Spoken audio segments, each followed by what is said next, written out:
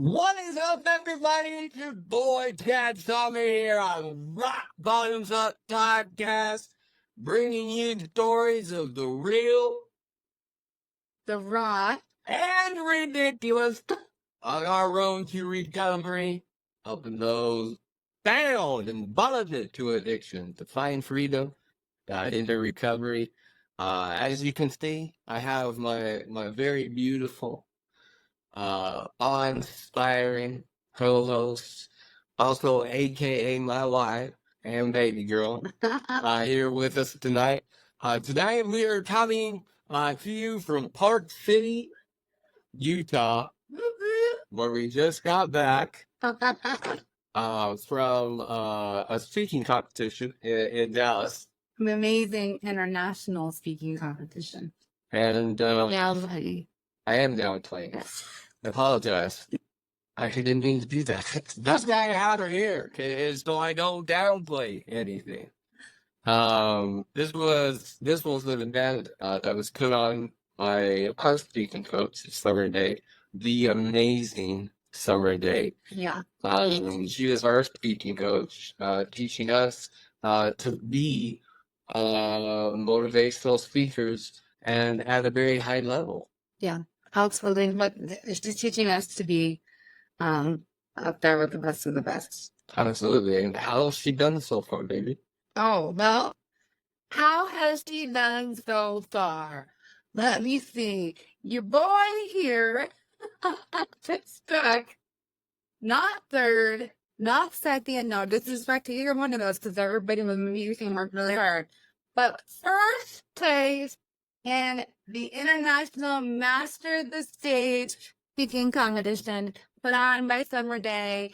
It was fierce, you guys. It was tough competition, and there were some really amazing speakers. But the reason that Mr. Chad won over here is because, well, A, he's just amazing, but I'm a little biased. He's very authentic, and his heart truly is on recovery. Oh, And everybody could see that. oh. Yeah. Hey, girl.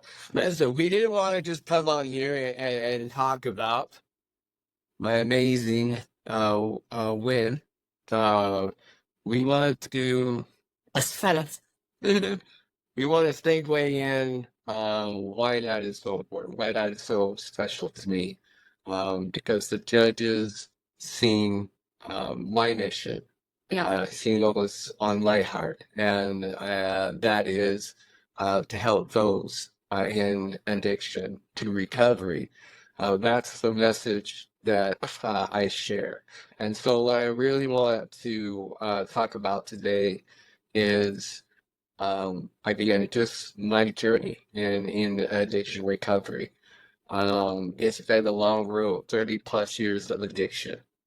Honestly, I never thought I'd get to recovery, sobriety, clean and sober in sobriety, because I told myself there's one crutch that I would always lean on, always, and that was marijuana. And see, marijuana was like my first addiction that I started my long 30 plus years in addiction. And I told myself once it got legal that marijuana is something that I would do for the rest of my life because it did help me. You know, as a 13-year-old boy that broke his hip, tried and tried the best he could. He had his parents who loved him, tried the best they could to find a way um, to help me. The only relief that I found was in a shed at a friend's house. And I smoked marijuana for the first time, and I'd been walking on a broken hip for plus so many months. And it got to the point where I was crying at night, pleading with God to help me. I knew nobody could help me but God. And I got to thinking doing something wrong was right. Right. And it's the story I'll tell for the rest of my life. And that is I was trying for relief, and did I get relief? I did. But I knew better. I knew drugs were bad. And that situation carried with me throughout my entire life.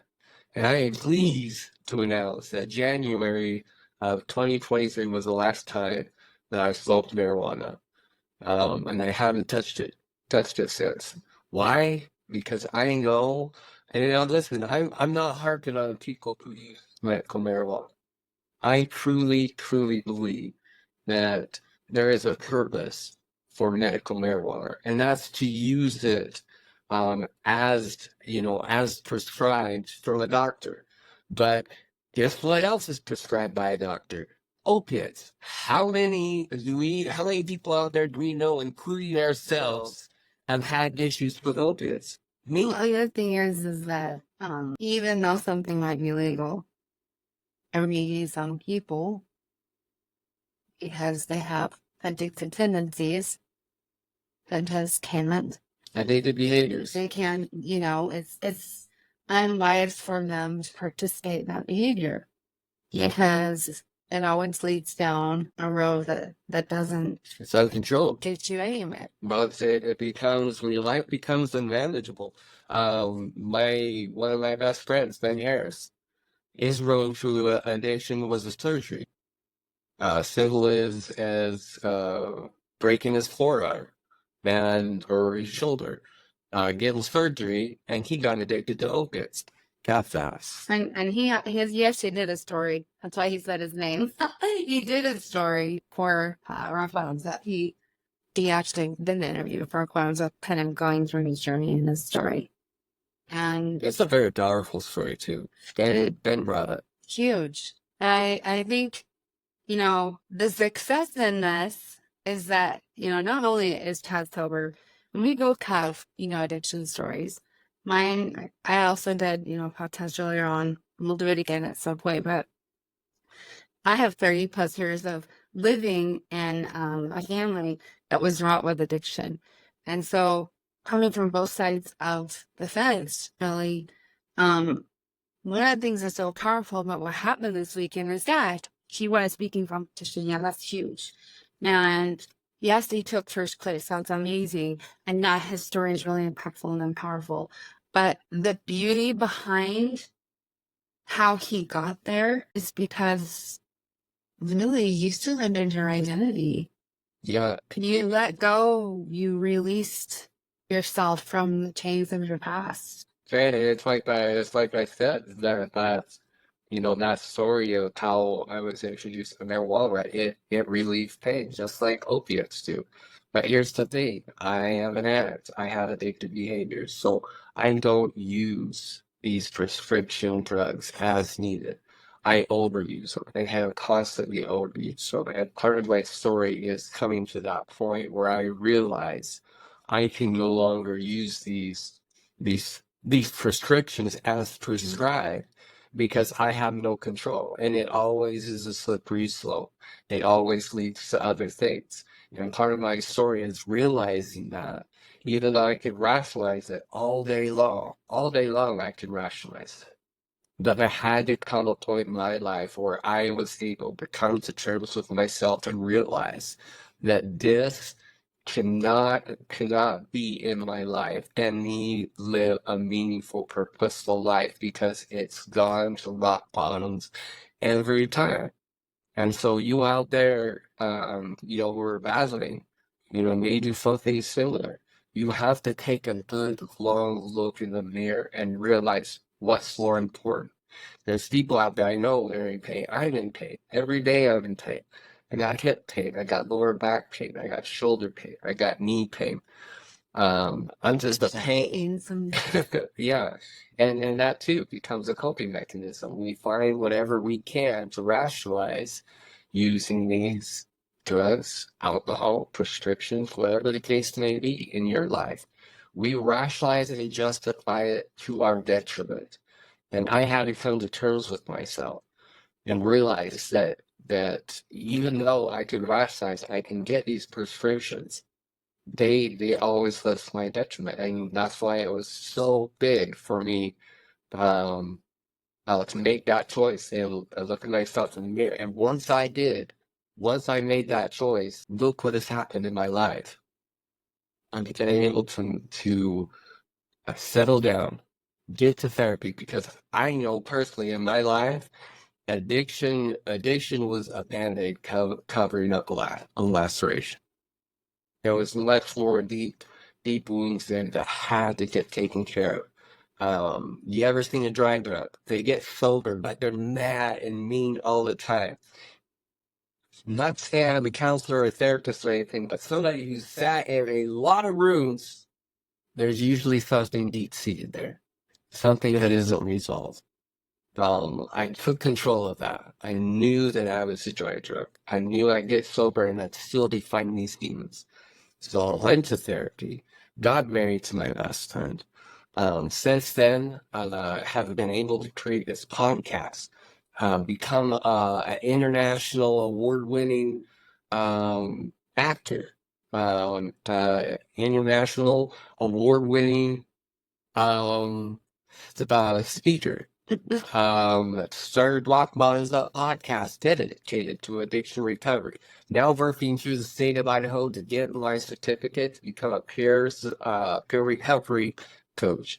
To start my own, I can't say that, I'm so sorry, dude. With the help of my wife, start a virtual recovery program. This would never have happened had I still carried those licenses.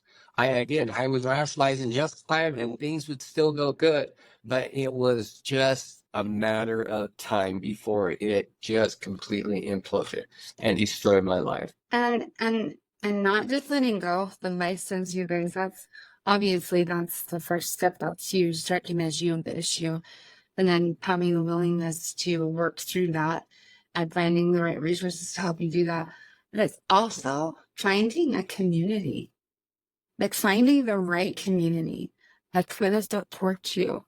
If you're thirsty, you can't keep going back to a dry well. And, you know, it's really important. And I think that's one of the lessons I think that you agree with this. It's one of the lessons that you learned. I know it's one of the lessons that I learned coming from, a home that, addiction was all I knew. And my dad was an alcoholic, and you don't know what you don't know. So when you're raised in a certain environment, or even if you succumb to something like an addiction and you get stuck in that rut for years and years, year after year, it just becomes what you know. So then you don't know what you don't know. But when you're trying to rise up, and that's what's happening in my identity, like you have to really start to see yourself outside of it's being aware that you're an addict, or even in my case, it was being aware of codependent tendencies. Yeah. Being addicted to chaos, really, and understanding that it's not healthy. And so surrounding yourself, and that's what you fed. That's what you've done. Yeah. Well, I think you hit the nail on the head. I mean, I went backwards when I worked the 12-step program. I didn't identify myself as an addict until the very end, where I was sitting in, in the therapy room with my therapist, and she said, "What did you do to plan on, going to Mexico?" And it finally dawned on me, I have to live differently than everybody else does. I have to game plan every day how I'm going to get through my day. If there's triggers, how am I going to face those triggers? I have to stay up. I have to stay in front of myself because if I get behind myself, I lose every time. I have to wake up every day prepared for situations, social situations especially, for whether it's drinking or not. If there's some situation that's going to trigger me, I have to find a way to face that. And so, the very first lesson you learn in AA is coming to terms that you're an addict.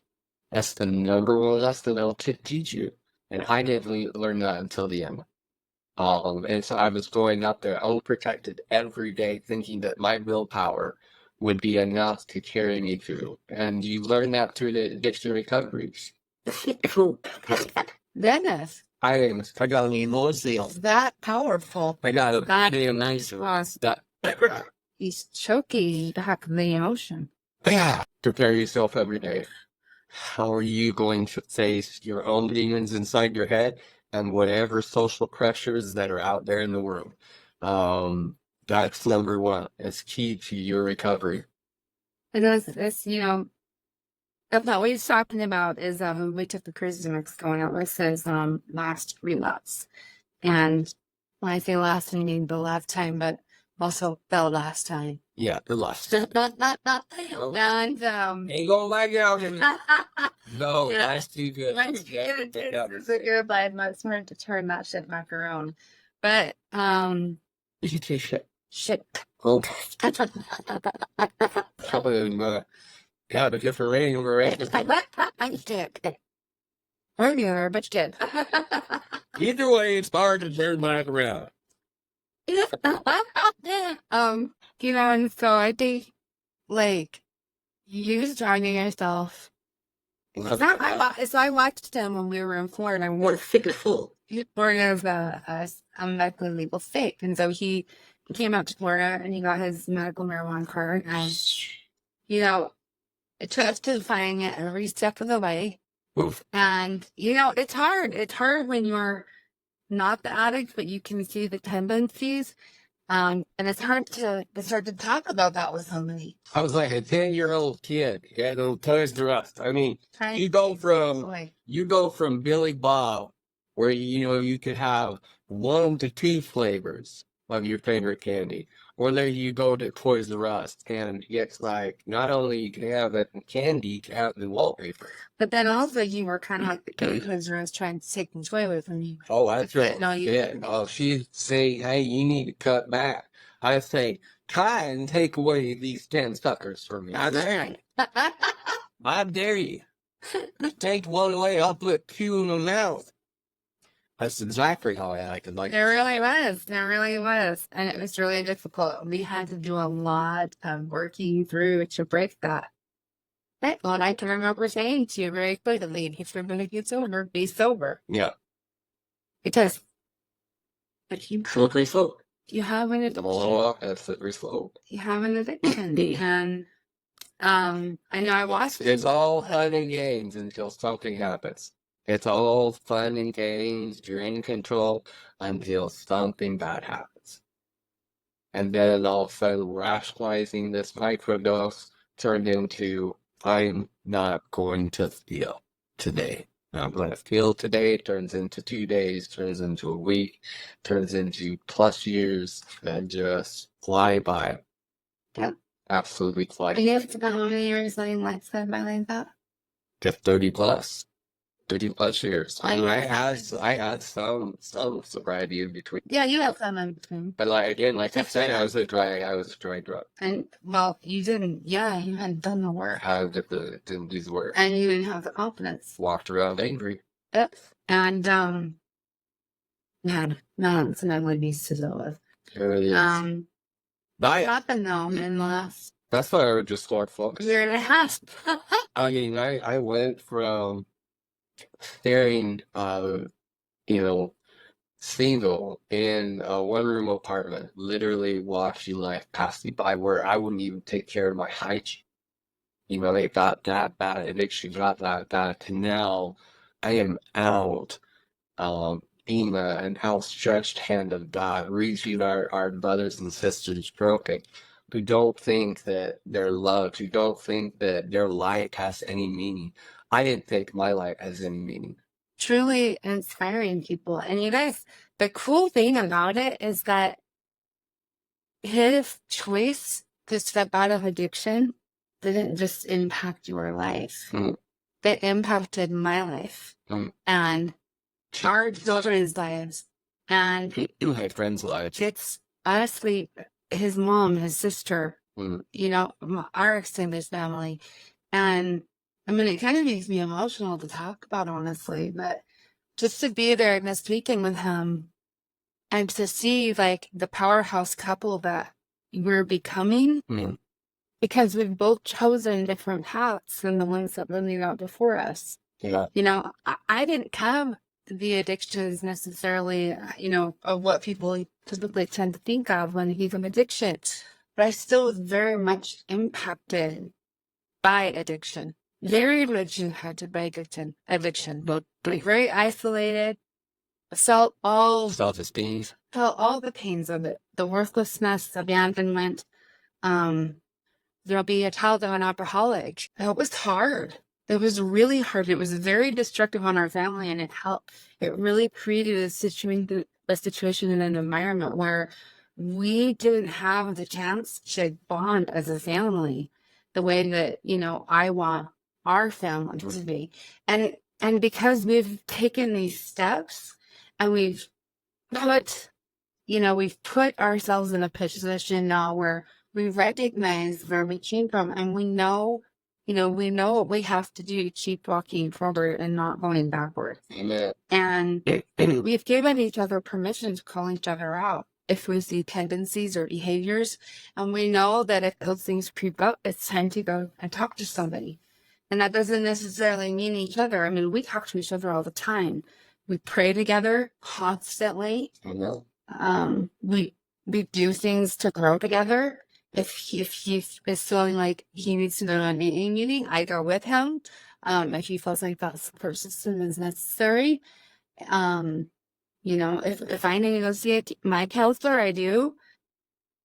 The point is that we made the decision that what we have together is what we're fighting, is what's fighting, because we're worth fighting for. Amen. And not just us as a couple, yeah, because I think together we're going to inspire and change, hopefully, thousands of lives. Oh, yeah. Absolutely. But us as individuals, and if you're watching this right now, I hope that you know and you understand how important you are. Amen. You weren't an accident. No. You, regardless of how you got here and how you were brought up and who your family is and whatever the situation or scenario is, God doesn't make mistakes. Yeah. He doesn't make mistakes. And you have something within you that is necessary in this world. But if you keep numbing it, you keep covering it up, you keep running from it, the world's never going to get to see how incredible you are. This weekend, you Chad, quit numbing it. You quit running from it. You quit covering it up. A whole lot of people got to see something really powerful happen. And it impacted people's lives. They walked away better people because of it. And that's the power that all of you have. Yeah, so take that leap of faith. Please, use me as an example that my story is not original. There's a plethora of people out there right now who are fighting for people, fighting to break down chains of addiction. Another thing that's so harmful about, drugs and alcohol and the addiction behind it is that, these addictions ruin your self-esteem. You can't go anywhere. Drugs and alcohol say that you can't go to that movie sober. It tells you that you need it.